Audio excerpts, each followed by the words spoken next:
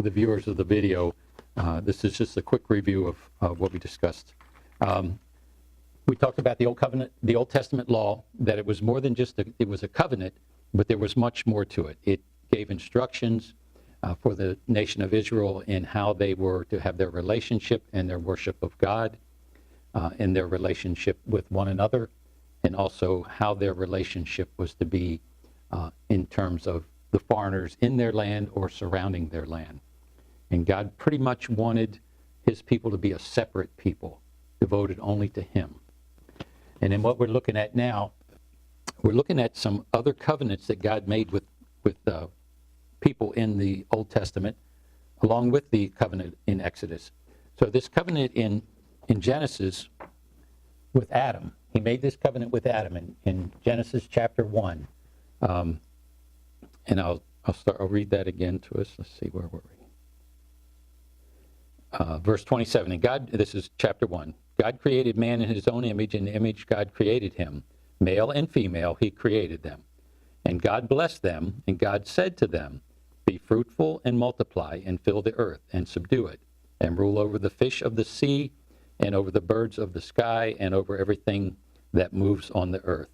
Then God said, behold, I have given you every plant yielding seed that is on the surface of the earth, and every tree which has fruit yielding seed. It shall be food for you, and to every beast of the earth, and to every bird of the sky, and to everything that moves on the earth, which has life, I have given every green plant for food. And so it was. And God saw that all he had made, and behold, it was very good. And there was evening, and there was morning, and the sixth day. Now, one little side note on this. God just gave a description in chapter 1 of creating man and woman, and the instructions that he gave to them. And when you get to chapter 2, you get kind of a rehearse of this when he talks about Adam putting him to sleep and pulling the woman from his side, Eve. It's like God gives us creation story in chapter 1. In chapter 2, he gives us the same story a little again, but with details added into it. So it's not two different creations. When he's talking about man and woman being created, it's a condensed form of that. And then when you get later where it talks about Adam and then Eve becoming Eve from the rib of Adam, that's what took place in chapter 1, but he's given it to you in detail in chapter 2. Does that make sense? So one's a quick synopsis of it, and the second one is a detailed version of, because it can be kind of confusing. You say, okay, did he make men and women before Adam and Eve? Yeah. So then let's look at the continuation of this covenant. Now, this covenant's a little bit different. He's saying, you tend the garden and take care of it, and I've given you everything in the garden. So you can see he doesn't say it in so many words. Okay, if you do that, then you can eat everything in a garden. He's saying, you take care of the garden, and you're allowed to eat everything there. So you see how the covenant with Adam is. And in chapter 2, verse 15, he says, then the Lord took the man and put him in the garden. So this is more detail of what he said in the previous chapter. Then the Lord God took the man and put him in the garden of Eden to cultivate it and to keep it. And the Lord God commanded the man, saying, from any tree of the garden you may eat freely, but from the tree of the knowledge of good and evil you shall not eat, for it in the day that you eat from it you shall surely die. There's the covenant. I'm going to put you in the garden. I want you to tend it, cultivate it, and for that you can eat anything that's in there except this one tree. So as long as he did what God told him, God provided him with everything. As soon as he chose to disobey, then it says you shall surely die. And we know the story how the serpent comes in and deceives Adam and Eve into eating from that, and they broke the covenant. Then God, the thing we have to remember, when God makes a covenant, he's going to keep his side. Whatever we do, it's not going to change him. You know the story when Moses comes down from the mountain, he brings the 2 tablets of stone. They're identical.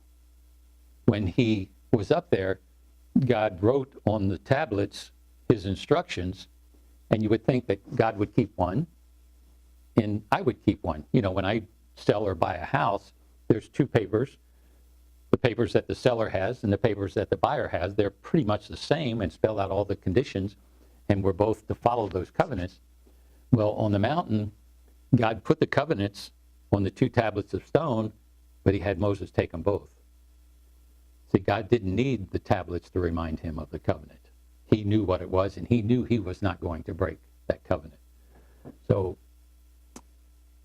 he created this covenant with Adam about tending the garden and eating of the garden, but Adam and Eve, deceived by Satan or by the serpent, chose to go the other way, and it broke that covenant. Now, it didn't mean immediately physical death, but it was spiritual separation. Okay? Another covenant that I want you to see is the covenant of Abraham.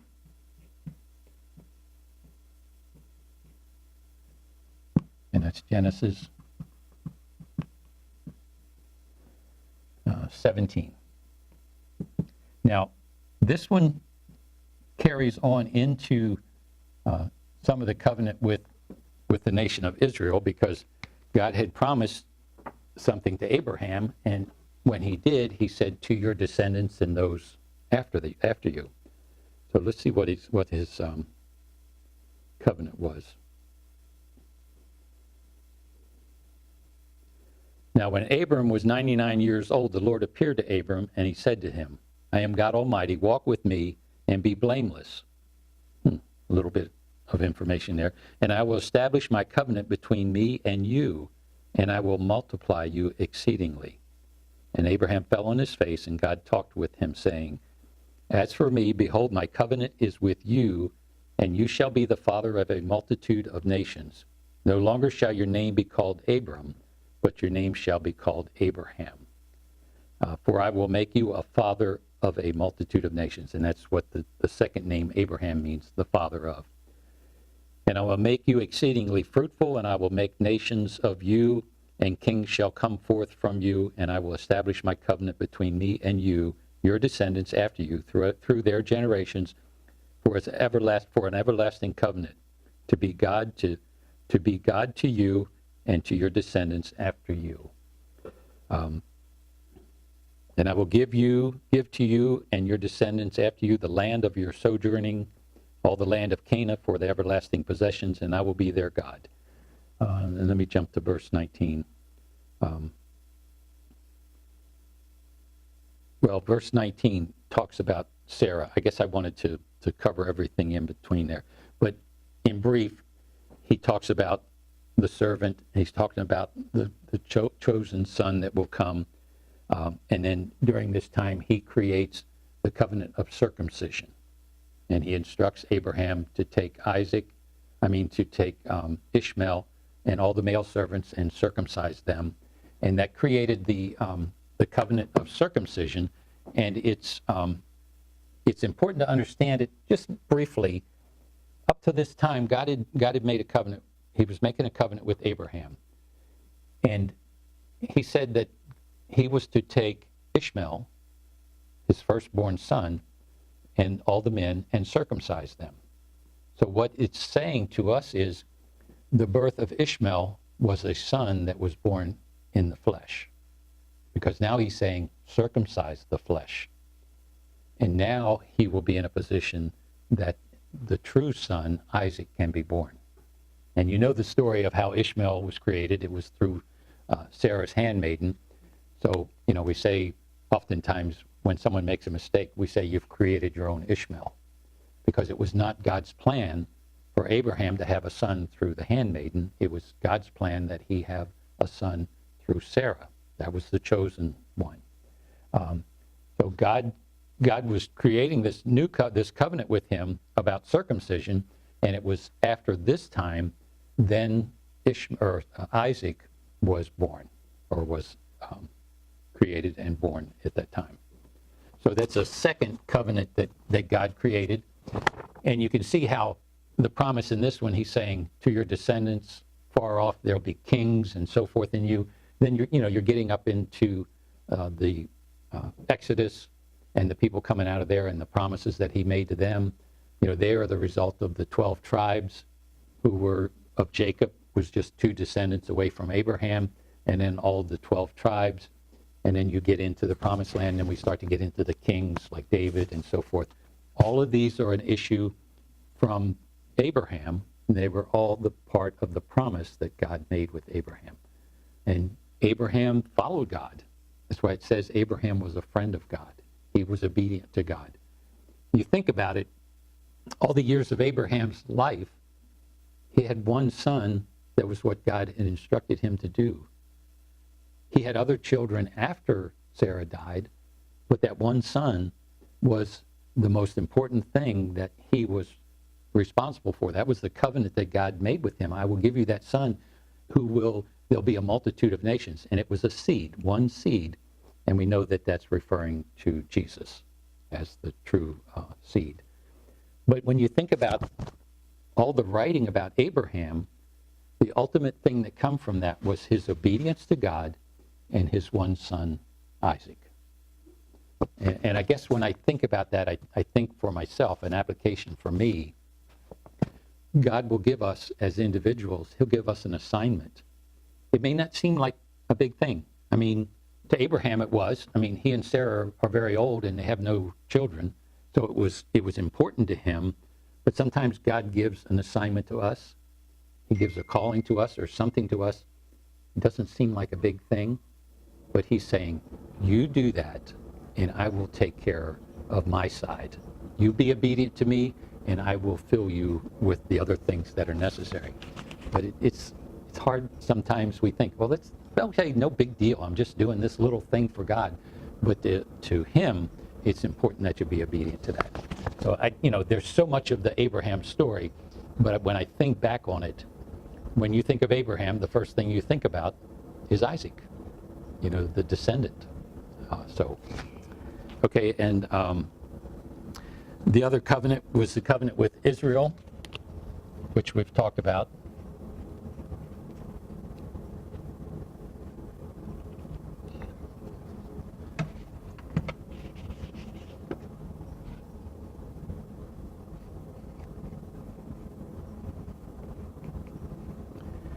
And this will be Exodus 24, 1 through 8. And let me read this one real quick to you, because it's interesting how the people responded to Moses when he come down from the mountain. I watched a video last week or week before last. Anybody ever see the Ray Van Lam videos? It's entitled That They Should Know.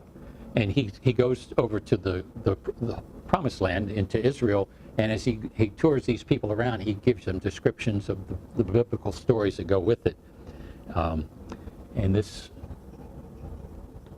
Exodus 24, he was talking about God called Moses up on the mountain. Moses gets up on the mountain, and then God says, go back down and get Aaron and bring him back up. And they showed approximately what the traditional Sinai. It's not what I believe that is the real Sinai, but a traditional one. And Sean probably has given you some of this, or will give you some of this in the archaeological thing. But it's not an easy trek to get up there. He showed them winding these trails back and forth, and they're marked trails now. Moses didn't have that. I always say that's how God kept Moses in such good shape. He running back and forth up and down the mountain. When he died at 120, it says his eyes had not dimmed and his vigor had not faded. Well, obviously, God kept him in shape. But Moses goes up on a mountain. He says, then he said to Moses, come up here, come up to the Lord, you and Aaron and Nebad and the elders, the 70 elders, and you shall worship at a distance. Moses alone, however, shall come near to the Lord. But they shall not come near, nor shall the people come up with him. Then Moses came and recounted to the people all the words of the Lord and all the ordinances, and all the people answered with one voice and said, all the words which the Lord has spoken, we will do. And Moses wrote down all the words of the Lord. Then he rose early in the morning and built an altar at the foot of the mountain with 12 pillars for the 12 tribes of Israel. And he sent young men of the sons of Israel, and they offered burnt offerings, offering and sacrifices young bulls as a peace offering to the Lord. And Moses took half of the blood and put it in basins, and the other half of the blood he sprinkled on the altar. Then he took the book of the covenant and read it in the hearing of the people. And they said, all that the Lord has spoken we will do, and we will be obedient. So Moses took the blood and sprinkled it on the people and said, behold, the blood of the covenant which the Lord has made with you in accordance with all these words. So in this particular instance, God was very specific.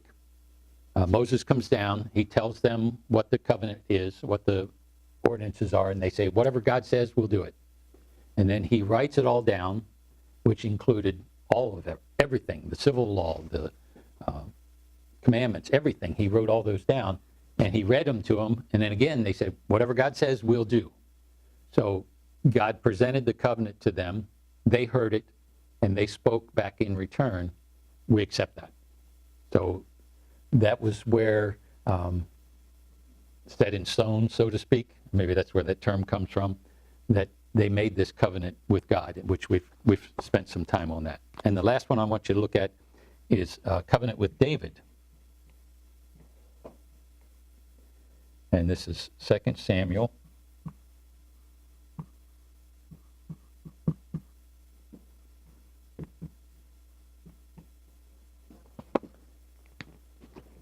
Now, this is a little later in David's life.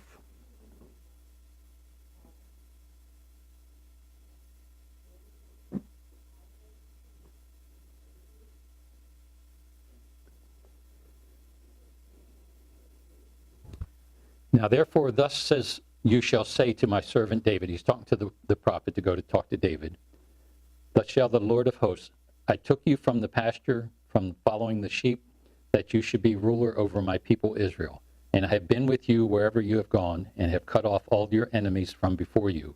And I will make you a great name, like the names of the great men who are on the earth. I will also appoint a place for my people Israel, and will plant them, that they may live in their own place, and not be disturbed again. Nor will the wicked afflict them any more as formerly, even from the day that I commanded judges to be over my people Israel, and I will give you rest from all your enemies. The Lord also declared to you that the Lord will make a house for you.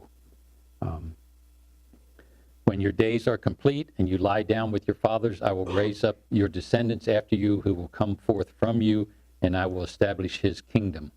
He's talking about Solomon. He shall build a house for my name, and I will establish the throne of his kingdom forever. I will be a father to him, and he will be a son to me. Now, here's the part of the covenant that I'm sure Solomon could have done without. But it says, I will be a father to him, and he will be a son to me. When he commits iniquity, I will correct him with the rod of men and the strokes of the sons of men. But my loving kindness shall not depart from him, as I took it away from Saul, whom I removed from before you. And your house and your kingdom shall endure before me forever. Your throne shall be established forever in accordance with all these words and all the visions. So Nathan spoke to David. So there's more in this than just a covenant with David, that his descendant would build God's house, which we know Solomon built the temple. God had been in the tabernacle up in a tent, so to speak, up to this point. So David did all the preparation. He stored up, you read it, he stored up all the gold and the jewels and everything that was necessary to build the temple, but he was not allowed to build the temple because God said he was a man of war and of violence. So he appointed it for Solomon to do it.